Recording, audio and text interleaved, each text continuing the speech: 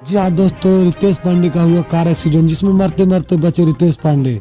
तो क्या है वीडियो की पूरी खबर आपको डिटेल में बताते हैं। उससे पहले वीडियो को लाइक करें, हमारे चैनल को सब्सक्राइब करें। जी हाँ दोस्तों, बता दें रितेश पांडे जो कि एक ऐसा कलाकार जो कि भोजपुरी में एक से एक रिकॉर्ड बनाए हुए हैं और कहीं ना कहीं आप लोग को मनोरंजन करते हैं।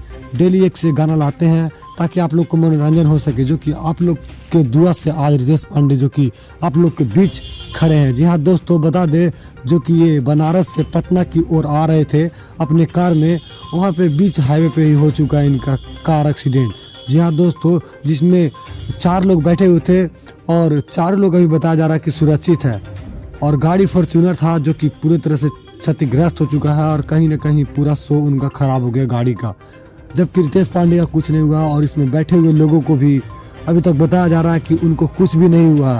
तो कहीं ना कहीं आप लोग का दुआ है जो कि आप लोग के बीच रितेश पांडे आज खड़े हैं, नहीं तो कहीं ना कहीं रितेश पांडे को भी कुछ हो सकता था। तो चलिए मिलते हैं फिर अगले वीडियो में इसी अंदाज के साथ।